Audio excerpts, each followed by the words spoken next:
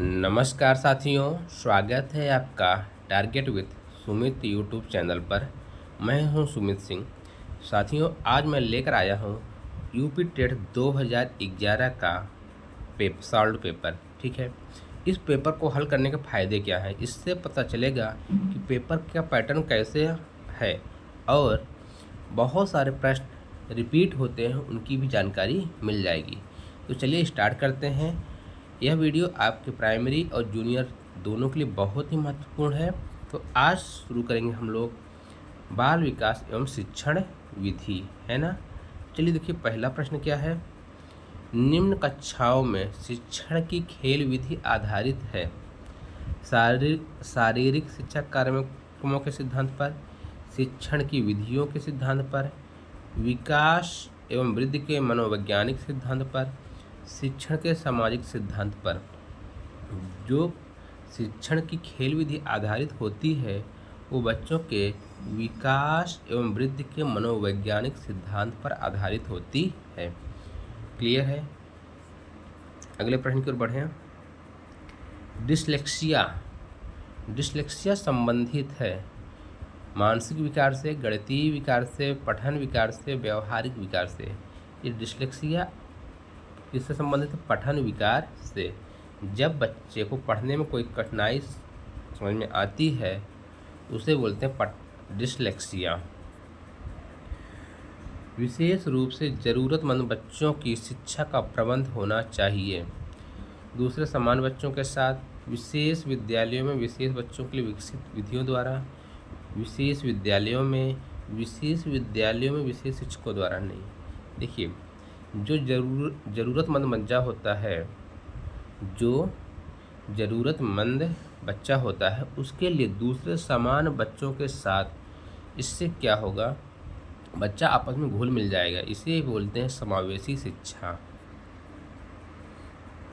अधिगम के प्रक्रम में अभिप्रेरण क्या है? सीखने वालों की स्मृति को तेज करना, पुराने अधिगम से नए अधिगम को विभेदित करता है, एक दिशीय रूप से सोचने में सीखने वाले को प्रस्तुत करता है, नए सीखने वाले में अधिगम के लिए नए रुचि का सृजन। जहाँ भी क्रिएटिविटी हो, सृजन हो। यदि आपको कुछ नहीं आता है तो इस ऑप्शन को पकड़ लेना है। अधिगम के प्रक्रम में अभिप्रेरण क्या है? नए सीखने वाले अधिगम के लिए रुचि का सृजन करना। ठीक है।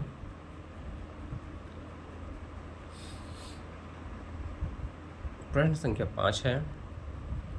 कक्षा 5 के निम्न दृष्टि वाले बच्चे को क्या करना चाहिए? निम्न स्तर के कार्य के लिए माफ़ करना, उनके दैनिक कार्य में उनके माता पिता तथा मित्रों को सहायता करनी चाहिए, कक्षा में सामान्य रूप से बर्ताव करना चाहिए एवं ऑडियो सीडी के जरिए सहायता प्रदान करनी चाहिए। कक्षा में विशेष बर्ताव। देखिए, जो बच्चा है उसको कक्षा में सामान्य रूप से ट्रीट करिए, सामान्य रूप से बर्ताव कीजिए और ऑडियो सीडी के जरिए उसकी सहायता प्रदान करिए। दिखाई नहीं दे रहा है तो।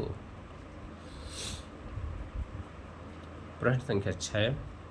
श्यामपट्ट को शिक्षण सामग्री के किस समूह के अंतर्गत किया जा सकता है?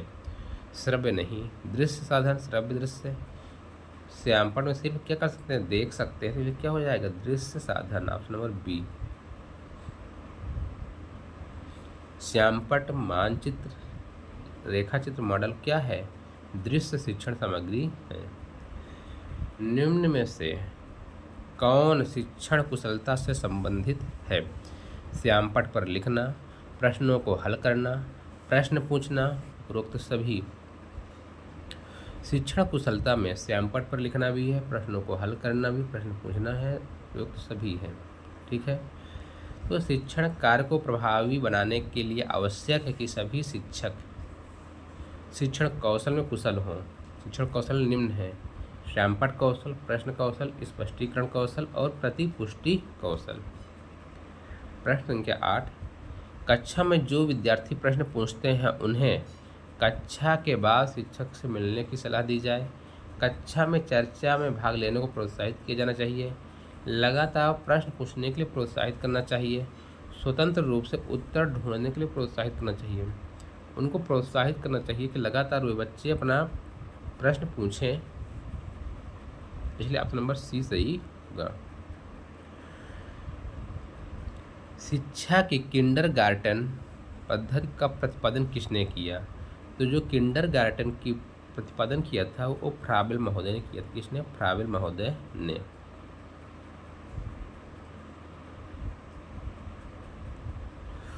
मनोवैज्ञानिक फ्राबेल ने 1840 में जर्मनी में पहला किंडरगार्टन खोला। किंडरगार्टन पद्धति का प्रतिपादन भी किया था। किंडरगार्टन का अर्थ होता है बच्चों का बगीचा, अर्थात फ्राबेल के अनुसार बच्चे उद्यान में इस नर्सरी की तरह होते हैं। जैसे नर्सरी की अच्छी देखभाल से छोटे पौधे स्वस्थ वृक्ष बनते हैं, उसी तरह बच्चों की देखभाल से उनका मानसिक एवं शारीरिक विकास, स्वस्थ विकास होता है। प्रश्न संख्या 10। एक अभिभावक आपसे विद्यालय में मिलने के लिए कभी नहीं आता, आप क्या करेंगे? बच्चे की उपेक्षा करेंगे, अभिभावक को लिखेंगे, आप स्वयं उनसे मिलने जाएंगे, बच्चे को दंड देना शुरू करेंगे? तो हम स्वयं उनसे मिलने जाएंगे एक बार। किससे? अभिभावक से। बचपन का सांप्रदायिक दृष्टिकोण की मान्यता है बहुत तरीके से बच्चे प्राप्त वयस्कों के बराबर होते हैं। बच्चों को युवा प्राप्त वयस्कों के रूप में सबसे अच्छा माना जाता है। बचपन आधारित रूप से प्रतीक्षा अवधि है। बचपन वृद्धि एवं परिवर्तन की एक अनूठी अवधि है। जो बचपन होता है बच्चों का, एक वृद्धि एवं परिवर्तन क्या है? एक अनूठी अवधि है। बचपन के सांप्रदायिक दृष्टिकोण की मान्यता क्या है कि बचपन में वृद्धि एवं परिवर्तन एक अनूठी अवधि है, इसमें अनेक परिवर्तन होते रहते हैं। एक प्रमाणीकृत पठन परीक्षण के लिए कक्षा 5वीं को प्रस्तुत करने में शिक्षक को अधिकाधिक परामर्श दिया जाता है कि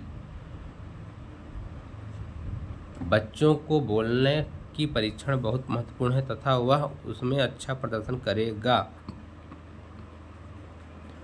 पूर्ववर्ती परीक्षा से प्रधान प्रश्नों को चिन्हित करना एवं छात्रों को उन्हें उत्तर देने की अनुमति देना। निम्न कोटि के पाठकों को प्रशिक्षण देना ताकि कक्षा के शेष बच्चे किसी भी तरीके से अच्छा करें। परीक्षण में आने वाले समान प्रकार के प्रश्नों के उत्तर देने के छात्रों का अभ्यास कराना। तो क्या होगा? तो परीक्षा में सामान्य प्रकार के प्रश्न हों, उनको उत्तर देने के लिए अभ्यास कराना चाहिए। असंगठित घर से आने वाले बच्चा सबसे अधिक कठिनाई का अनुभव करेगा। स्वनिर्मित पाठों का स्वतंत्र अध्ययन में, नियोजित निर्देश में, अभ्यास पुस्तिकाओं में। तो कहाँ करेगा? स्वतंत्र अध्ययन। किसमें? स्वतंत्र अध्ययन में। असंगठित घर से आने वाले बच्चों में उनके वातावरण का प्रभाव अवश्य पड़ता है। उसमें अनुशासन एवं आत्मनिर्भरता जैसे गुणों का अभाव पाया जाता है। इन गुणों के अभाव में बालक स्वतंत्र अध्ययन में कठिनाई का अनुभव करेगा। आप देखते हैं कि एक छात्र बुद्धिमान है और उसके साथ संतुष्ट रहेंगे, उसे अतिरिक्त गृह कार्य नहीं देंगे। वह जैसे अधिक प्रगति कर सके उससे उस तरह से अनुप्रेरित करेंगे।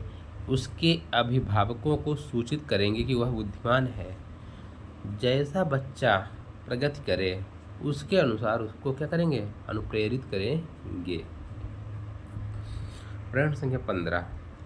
यदि कुछ विद्यार्थी कक्षा में अध्ययन की चित्तवृत्ति में नहीं है तो आप उन्हें अध्ययन के लिए बाध्य करेंगे।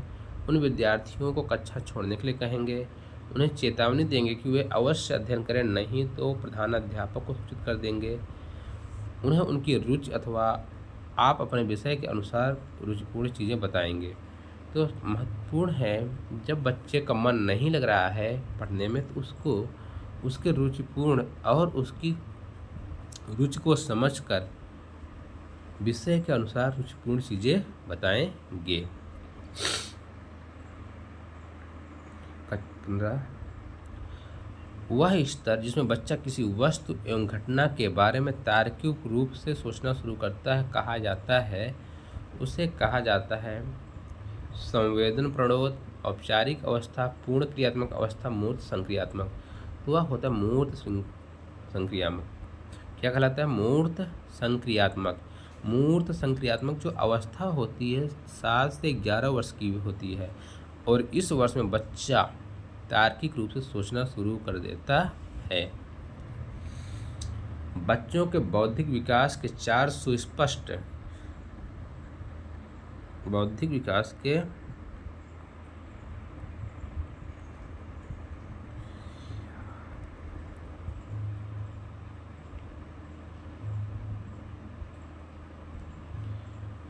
बच्चों के बौद्धिक विकास के 4 सुस्पष्ट स्तरों को पहचाना गया था। किसके द्वारा? कोहलवर्ग के द्वारा, एरिक्सन के द्वारा, स्किनर के द्वारा, पियाजे के द्वारा। तो यह जो 4 स्तर पहचाने गए वह जीन पियाजे के द्वारा पहचाने गए। कौन कौन से हैं? संवेदी गतिक अवस्था। संवेदी गतिक अवस्था, इनको याद रखिएगा, इनका टाइम वर्ष भी 0 से 2 वर्ष। पूर्व संक्रियात्मक अवस्था 2 से 7 वर्ष। मूर्त संक्रियात्मक अवस्था 7 से 11 वर्ष होती है। औपचारिक संक्रियात्मक अवस्था 11 से 15 वर्ष मानी गई है। अगले प्रश्न की ओर। अल्पवयस्क बच्चों के अधिगम में अभिभावकों की भूमिका होनी चाहिए। निषेधात्मक, अग्रसक्रिय, संवेदनात्मक, उदासीन। तो ये जो अल्पवयस्क बच्चों के अधिगम में अभिभावकों की भूमिका होनी चाहिए अग्रसक्रिय। कैसे होनी चाहिए? अग्रसक्रिय। कैसे? अल्पवयस्क बच्चों के अधिगम में अभिभावक की भूमिका अग्रसक्रिय होनी चाहिए, ताकि उनके कार्य में भटकाव की स्थिति उत्पन्न न हो। इस अवस्था में बच्चों को निर्देशन के साथ साथ परामर्श की भी आवश्यकता होती है। जब अल्पवयस्क होते हैं तब। प्रश्न संख्या 19।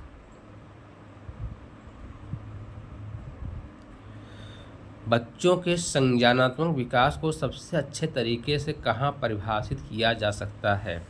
खेल के मैदान में, विद्यालय एवं कक्षा में, ऑडिटोरियम में, गृह में। तो कक्षा एवं विद्यालय में। प्रश्न संख्या 20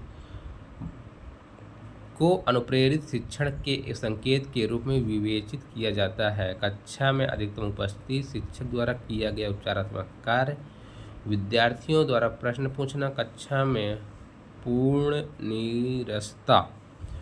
तो विद्यार्थियों द्वारा प्रश्न पूछना। प्रश्न संख्या 21 कक्षा में विद्यार्थियों की रुचि बनाए रखने के लिए एक शिक्षक को उचित है श्यामपट्ट का प्रयोग, चर्चा करना, कहानी कहना, प्रश्न पूछना। सबसे अधिक क्या जरूरी है? प्रश्न पूछना। विद्यार्थियों को विद्यालय में खेलना क्यों उचित है? उन्हें शारीरिक रूप से सशक्त बनाया जाएगा, यह शिक्षकों के लिए काम आसान करेगा, या समय बिताने में सहायक होगा, या सहयोग एवं संतुलन का विकास। आपस में बच्चे खेलेंगे तो उनमें सहयोग और संतुलन का विकास होगा। परिवार एक क्या है? अनौपचारिक शिक्षा का साधन है। किसका है? अनौपचारिक शिक्षा का साधन है। प्रश्न संख्या 25 एक शिक्षक विद्यार्थियों में सामाजिक मूल्यों को विकसित कर सकता है। कैसे? महान व्यक्तियों के बारे में बोलकर, अनुशासन की अनुभूति को विकसित कर, आदर्श रूप में बर्ताव करके, उन्हें अच्छी कहानियाँ सुनाकर। ये कर सकता है आदर्श रूप में बर्ताव करके। जब आप बच्चे के सामने आदर्श बर्ताव करेंगे तो बच्चा भी आपके मूल सीखेगा। शिक्षक स्वयं को आदर्श रूप में प्रस्तुत करके तथा आदर्श आचरण को अपनाकर छात्रों में सामाजिक और नैतिक मूल्यों का विकास कर सकता है। एक शिक्षक के लिए सबसे महत्वपूर्ण क्या है? कक्षा में अनुशासन बनाए रखना, कक्षा में समयानुवर्ती होना, विद्यार्थियों की कठिनाई को दूर करना। क्या होगा? विद्यार्थियों की कठिनाई को दूर करना एक शिक्षक की महत्वपूर्ण विशेषता होती है। आप एक अति सक्रिय बालक को कैसे सही दिशा में लाएंगे? उसे पहली पंक्ति में बिठाएंगे तथा उस पर कड़ी नज़र रखेंगे। उसे कक्षा में कोने में बैठने की जगह निर्धारित करेंगे। उसे श्यामपढ़ आदि साफ करने का काम देंगे। उपरोक्त में से कोई उसे श्यामपढ़ आदि साफ करने का काम देंगे जिससे अति सक्रिय रहे। ठीक है। प्रश्न ऑप्शन नंबर सी। पृथक पृथक सजातीय समूहों के व्यक्तियों के प्रति बच्चों की अभिवृत्ति साधारणतया आधारित होती है। किस पर आधारित होती है? उनके अभिभावक की चित्तवृत्ति पर, समकक्षियों की अभिवृत्ति पर, दूरदर्शन के प्रभाव पर, उनके सहोदरों की अभिवृत्ति पर। तो ये सही हो रहा है ऑप्शन नंबर ए, उनके अभिभावकों की चित्तवृत्ति पर। आपको अपनी कक्षा में 2 मंदबुद्धि बच्चों को बैठाने के लिए बोला गया है, आप क्या करेंगे? उन्हें अपने विद्यार्थी के रूप में ग्रहण करने से इनकार करेंगे? बिल्कुल नहीं। प्रधानाध्यापक को उन्हें किसी कक्षा जो कि मंदबुद्धि बालकों के लिए विशेष रूप से चिन्हित हो बैठाने के लिए बोलेंगे? नहीं, दोनों गलत। प्रोग्राम से कोई नहीं, तो ऐसा हो नहीं सकता। ऐसे विद्यार्थी जो सिखाने की तकनीक सीखेंगे, ऐसे विद्यार्थियों को सिखाने की तकनीकी सीखेंगे और सामान्य कक्षा में ही बैठाएंगे।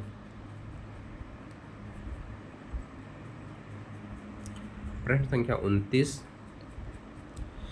एक शिक्षक को साधन संपन्न होना चाहिए, इसका अर्थ क्या है? उसके पास पर्याप्त धन हो? नहीं भाई। उनका अधिकारियों के उच्च स्तर से संपर्क होना? नहीं। उनको अपने विद्यार्थियों की समस्याओं को हल करने का पर्याप्त ज्ञान होना चाहिए। सबसे महत्वपूर्ण यही है, ऑप्शन नंबर सी। और लास्ट क्वेश्चन जो आपके बाल विकास से आता है, बच्चों में संवेगात्मक समायोजन प्रभावी होता है व्यक्तित्व निर्माण में, कक्षा शिक्षण में, अनुशासन में, उपरोक्त सभी में? तो ये होता है उपरोक्त सभी में।